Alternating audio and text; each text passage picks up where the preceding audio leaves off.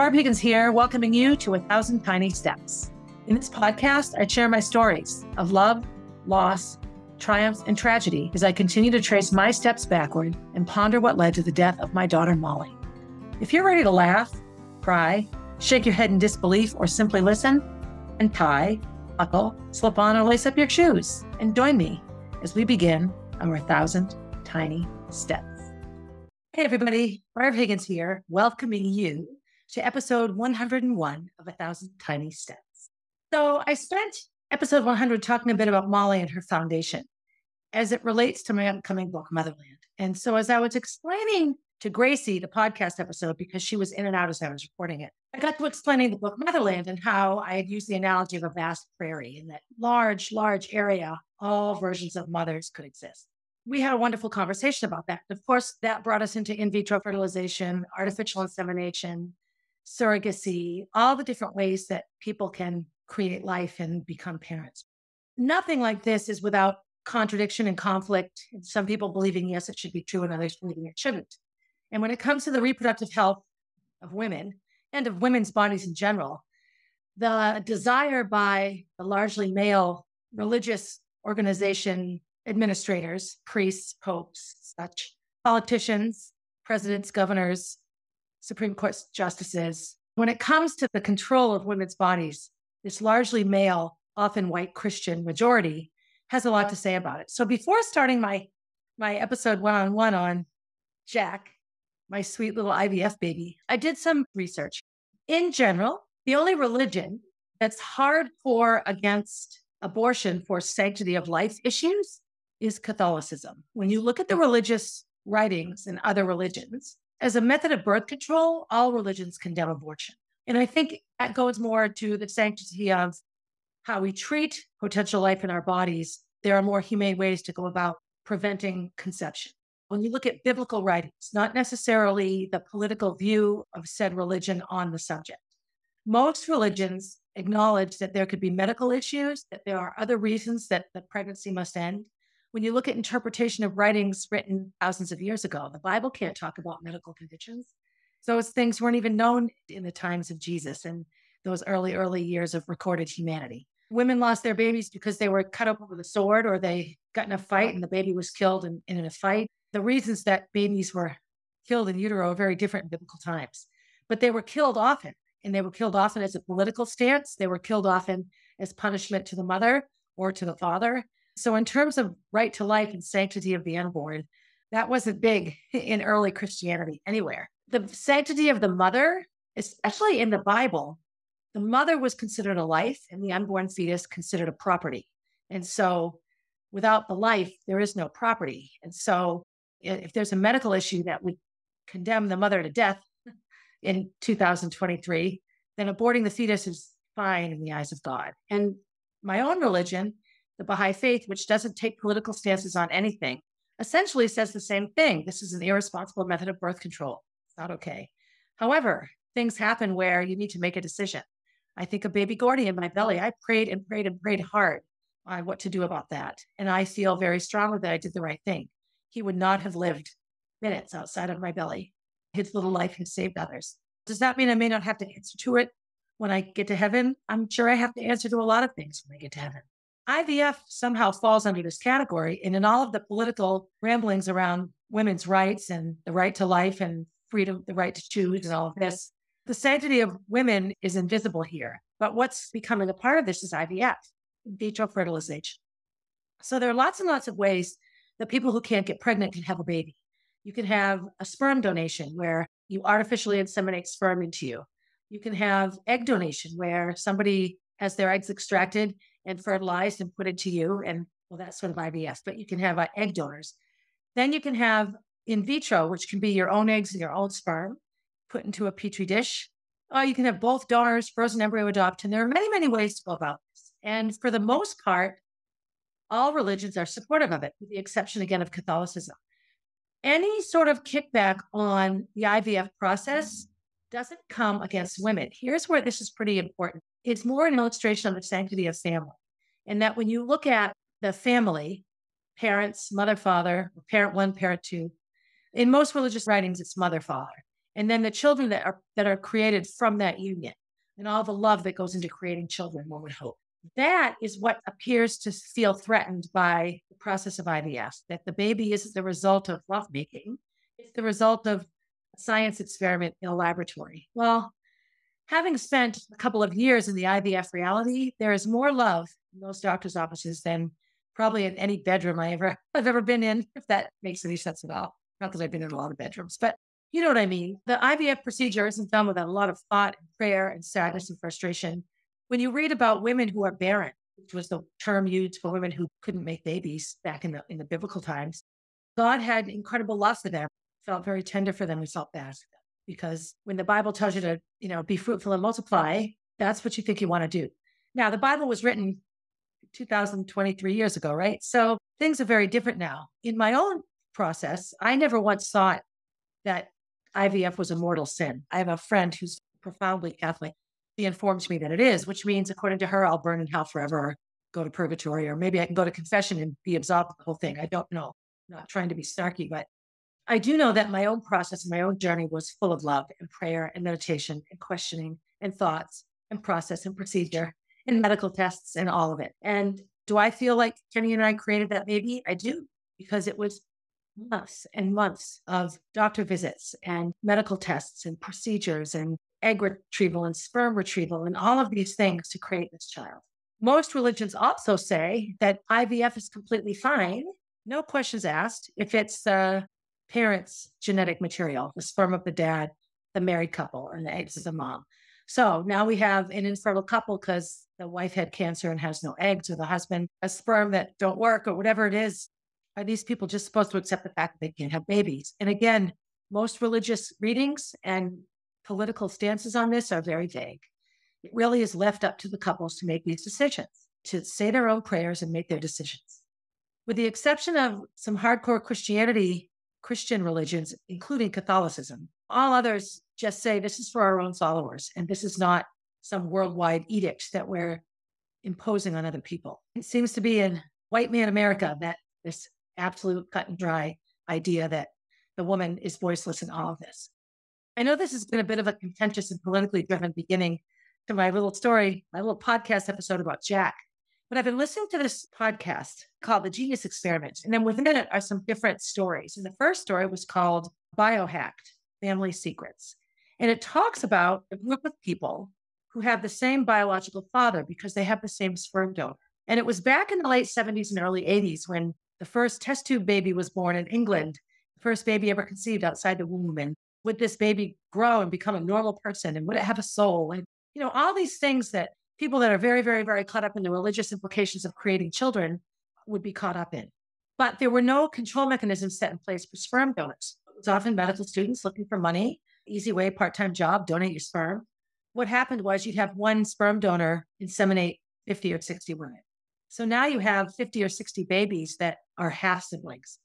So in the age of 23andMe and Ancestry DNA, these people are finding each other. This podcast was the story of these two girls. They sort of went to the same high school, grew up near each other, and they ended up being half sisters. And so they found their sperm donor father through Ancestry DNA or 23andMe. They found a cousin and they got talking, and then they looked on his social media and found their father. And they reached out. And so, of course, here's a man that doesn't have children, doesn't want kids, but realizes with all the technology, he's a doctor now, a physician, that if he actually fathered any children, they're going to find him. And I believe there's a Facebook group with this group of siblings now that's upwards of 20 people. So when you look at the implications of the family dynamic and what does family mean, having hundreds of people that come from the same father or the same egg donor mother, it's not quite as easy for women to donate that many eggs as it is for men to donate sperm. The implications can be pretty significant. And this is where I think religions hold back. It isn't some mortal sin that's going to banish you to hell. I find that threat to be something used to place fear in people. So they obey out of fear. They don't obey God. They obey somebody that has decided they know what God means. So anyway, I listened to the whole thing, really got me thinking. So in my own process, I did a ton of research. There are times I think, I don't know if I could go through having another baby or if anyone would let me, maybe I could adopt the baby. But I also know that there are hundreds of thousands of embryos out there that are free to be adopted, that are just little souls waiting for a body to grow up. All religions believe At conception is when the soul is placed in the body. So if you believe that you have a soul, that the entity that is you is separate from the physicality of you, that's put with you at conception, which means there's little souls frozen in freezers around the world waiting for their chance to live out their purpose and experience their life here on earth. So I actually think if I could do this again, I might just adopt an embryo, just give a baby a chance to be born and live outside of a freezer. I'm not promising that I'm having another baby. Trust me, I'm going to be 60 in a few days. I don't know. Or I'm already 60 by the time you hear it. So back to Jack. So I have kept all of my genetic secrets secret. All of the steps that Kenny and I used in the creation of Jack are our business. And quite honestly, Jack's business. There are also, and I will say this to maybe throw a hint out there, there are all sorts of experimental procedures going on that are not sanctioned. But the way you find out if they work sometimes is to do them. And so it is a lot easier for somebody my age to have their very own baby than it might have been 20 years ago. I'm going to leave it all at that. So I keep that aspect of my journey secret because it's nobody's business, first of all. There was an article written about me. I shared it in a podcast episode by a quote unquote woman's website in Texas. The author of the article blasted me for not sharing more information and calling me rich and entitled. And of course I can have a baby because I have money and I can travel to New York because I have great insurance. I was piss poor on Medicaid when I had that brain surgery. Anyway, people have a lot of opinions and I realized that. In the book Motherland, I talk about Jack. I talk about how insulted and hurt I felt when I went to my first OBGYN appointment after Molly's death and shared with this woman that I wanted to try to have a baby and she just blasted me. It really hurt me. It made my appointment with Dr. Chaudhary that much more poignant because he was just supportive all the way. In the process of IVF, every doctor, every physician I met, a facial expression gives away 1,000 words. And there were some women, it's amazing, women, that I could tell by the look on their face that they were guarded and that they had a lot of questions for me and felt like I was out of line to do this. And how dare I? And, I think I always say that we're all entitled to how we feel. I don't like people telling me what to think or what to do or how to feel. And so I'm certainly not going to do that. I'll always share how I feel. Do I like the fact that I'm heavily judged by people? No, but I can't control other people. I am practicing the mantra that it's none of my business. So I try to leave those things alone. Here's what I have to take away and what contributes to me as a mother to Jack. My biggest takeaway is that Jack was supposed to be here. We had some company over yesterday in a swimming pool, and they have 2 daughters and a son, and the son is the youngest. And one of the little girls said, if Molly hadn't have died, your family would just be like our family, 2 girls and a boy. To which I replied, well, if Molly hadn't have died, maybe I wouldn't have had the dream and maybe Jack wouldn't be here. To which Kenny replied very, very quickly, Jack was supposed to be here. He would have gotten here somehow. And I absolutely believe that to be true. Now that he's here and now that I see him in action and I watch him and I listen to his little words, I feel that way very strongly that he was supposed to be here, Molly or not. That maybe Molly's death precipitated it. Maybe it made it happen the way it happened. I don't know. But he was supposed to be here. My IVF process started against every odd there was to go against. My age, my financial situation, my mental health, physical health at the time, everything that was going on in my life, my social health, Roy and Doug and Molly being dead and all of that. I had everything going against me in this process. I firmly believe that in many ways, Jack saved my life. I know he saved my life from the brain tumor because I wouldn't even try to fix my head if it weren't for trying to have Jack. Some of my biggest takeaways in the IVF process for me was the amount of love, support, empathy, sympathy, encouragement that exists in that community. Everybody is on your side. Everyone is cheering for you to conceive that baby. Everyone. From the receptionist who answers the phone or checks you in, to the nurse that draws your blood, to the doctor that orchestrates the whole thing. What everybody wants is what you want, a healthy baby to arrive. I know that my doctor, Dr. Cardoni, was incredibly invested in me having this baby. And I don't know why. He doesn't know me. I went in for my appointment in 2017 and I didn't come back for 2 years because I couldn't afford it and I wasn't at all ready. I know during those 2 years, over and over, Doug would try to talk me out of it. Don't do it. Don't do it. Don't do it. Don't do it. I'll never see you. Don't do it. Okay. I know Roy told me he thought I was nuts. I can't believe you want to do that. You're almost free. Like somehow having a child holds me down. We had actually talked about it. Right after Molly died, he had said, why don't you and I have a baby? I don't think he meant it. I think he wanted me to stay with him is what I think, because he was so very bizarrely unsupportive of the whole Jack scenario. He knew I wanted to hear it. Molly had just died. When I actually started the active process, when all the testing was done, all the screening, all the blood work, all the EKGs and brain scans and tumor removals and colonoscopies and mammograms, when all of those things were done and we were given the green light, the IVF process itself was fantastic. Patches on the butt, injections in the butt, pills in the morning, pills at night. It was wonderful. It just puts on the outside what the body does miraculously on the inside. When you go in for they call it an IVF transfer. It's when they take the little embryo out of that petri dish and put it inside of you. That may not be lovemaking, but when you have a baby that's made up of you and a person that you love, right? When you have this baby created in love and it's placed inside of you and you watch it float across the screen, no, it's not the darkness of a room in the marriage bed or a hotel room after too many drinks at a wedding. No, it's a lab with a doctor in there and a nurse and an ultrasound tech. They're all in there doing their thing, right? The group effort. But loving, purposeful, centered, absolutely. This was a method of being a mother that I never, ever in my life thought I would participate in. Sometimes I think it was successful because it wasn't so much about me being successful, like, oh, look at Barb, yay, Barb, but more about look at the process. Look at what the human body can be capable of. Look what love can do. Look what love and prayer and mindfulness and living in the moment, executing the right steps at the right time can produce. Jingle, jangle. Another thing I looked at in the religious review of IVF are children produced of IVF accepted into religions. So some religions have very different guidelines. For example, if you're Jewish, your Jewish religion or your Jewish identity comes from the mother. Your mother is Jewish, you're Jewish. If your mother is not Jewish and your father is, it's different. I can't speak to it because I don't know the details. If you have an egg from a Jewish mother and sperm from a Jewish father, but it's grown in the body of a Gentile, right? Is that baby still Jewish? These are the scientific details that are left out of the simplistic words from God. Be fruitful and multiply, right?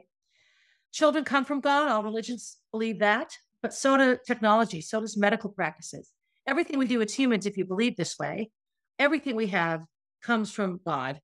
A lot of you are atheists, and I'm not saying that I necessarily look at it as black and white, but our ability to perform IVF, it's a God-given gift. It's not separate. It's not something that we made up without God created brains and God created science and all of the things that God-believing people would attribute to God. That's why I include it here. I am a firm believer that science and religion can't agree without one another. When I say religion, I don't pinpoint one religion. I guess I think more God. Religion would be God to me. Science isn't always all right and religion isn't always all right. But where they agree is perfection. And that's sometimes where we look. And where one can't fit or the other can't fit is when it's the other one. Even in the Catholic religion, child born in IVF is loved and cherished in the church. Catholics have this belief in original sin, that you're born sinful. And if you don't get baptized, you're going to never go to heaven, no matter what wonderful life you lead. Baptism in the Bible happens when, as an adult, you dedicate yourself to Jesus or to God. You ask for forgiveness for your sins, and you baptize yourself in the water of the Lord and devote yourself to living a life dedicated to Christ. You can't make that decision as an infant. Some religions have infant baptisms. Many don't. Many Christian religions, lots of Bible-based churches, the Mormon church, you're baptized when you're old enough to understand what baptism means, which makes a lot more sense to me. I think somebody who tells you babies are sinful is trying to scare you into believing something. That's what I think. All religions accept those babies as products of love and God and all of that. It's interesting to me because also in this podcast is all this, let's take human matter, sperm and eggs and all, and genetically engineer, quote unquote, perfect bodies. So now we're messing with nature. Of course, we're messing with nature already, taking an egg from here and a sperm from there, mixing it up over here, putting it in that lady over there. Is this a pathway to things that we aren't ready to handle and manage? Absolutely. One of the last conversations I had with Molly, which doesn't surprise me now, is she asked me what I thought of IVF, and she asked me what I thought of genetically engineering babies to look a certain way. I want my daughter to have blonde hair and blue eyes, and big boobs and a little waist, and long legs, and white teeth. Okay, well, part of what makes any natural environment work is the randomness of nature. Nature is random. It's not the same. 6 puppies in a litter are very unique, different puppies with different personalities and different energy levels. That difference, that variety is necessary for the health of the species. We can't all be the same. Look at dog breeders that breed the same period of dog, the same mom and dad over and over and over again. Eventually, those puppies, if they're all related to each other, they're born with issues that wouldn't exist if the randomness of nature was allowed to be random. As much as we like to overthrow science sometimes, it always comes back to the mother and the father and creation of the child and all that goes into that. Sometimes I read this stuff, I have to be honest, it makes me a little nervous. Like, what am I going to have to say to God when I get up there? And I also feel that I was supposed to have Jack. And so everything I went through was exactly right, that I was supposed to do everything I did. In my process of IVF, I also had the opportunity to meet some amazing women, amazing women. You sit in a waiting room and, again, the facial expressions, they just give it right away.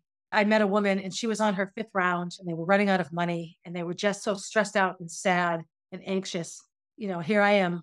And her comment to me was, probably worked for you on the first time. Well, it didn't. It took 2 tries, but it worked.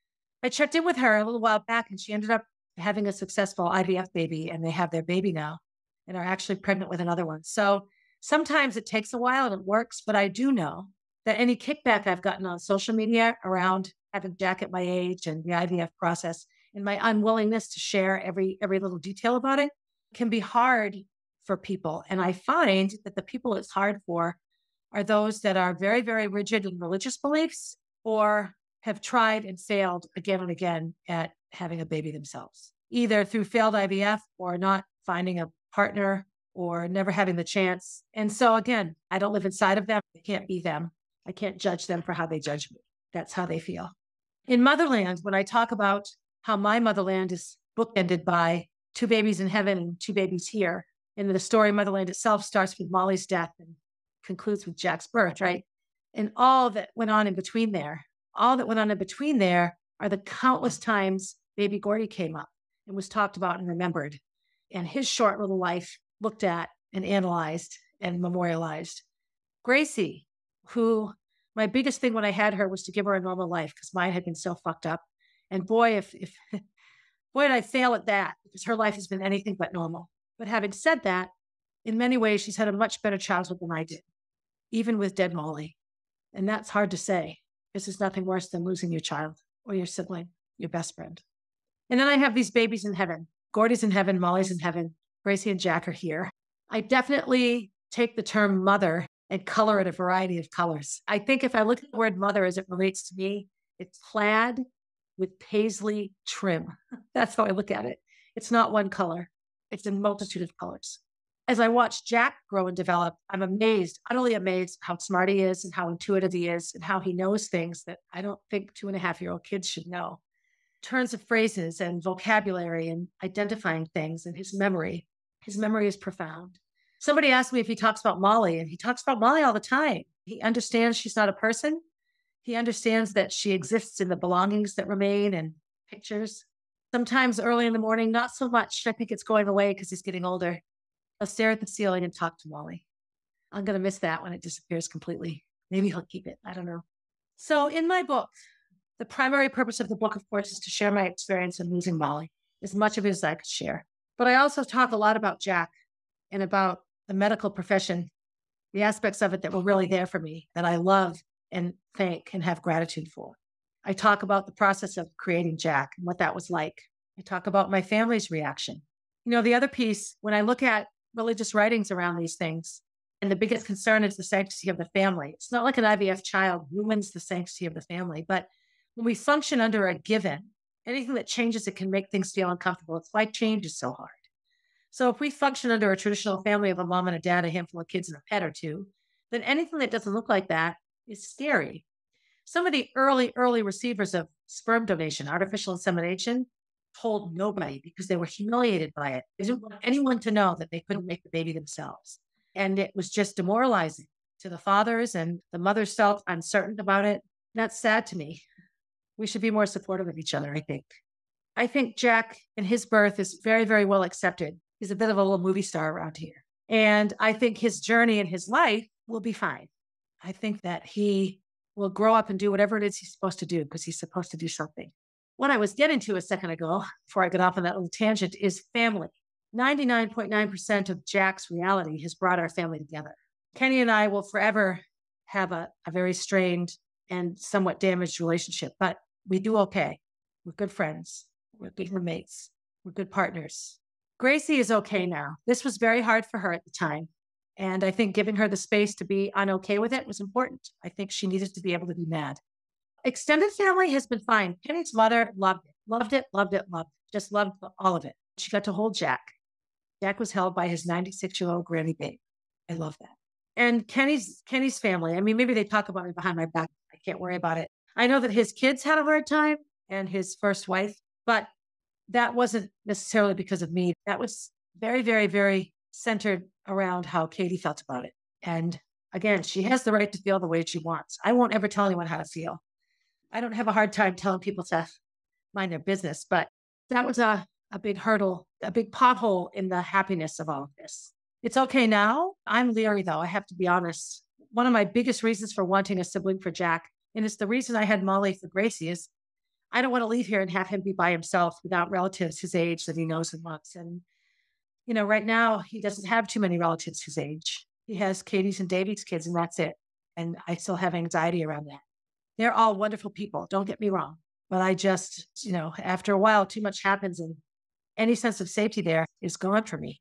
And that's just something I'll have to work on. Do I think it will be that way forever? I certainly hope not. I'm not quite sure. I'm doodling over here in case you're wondering, those who are watching. When I get anxious, I have to do something else. So I don't know. I think the big knot in my tummy around Jack is that I want him to have family. Even if it's not biological family, I want him to have spiritual family. I want him to have kids his age and people that he loves, friends. That's why he goes to big boy school, so he can be around other kids. And I want him to be happy. That's the most important thing, right? That he be happy. I can't prevent him from having bad experiences. I can't prevent sadness. I can't even really prevent trauma. We have very little control over that.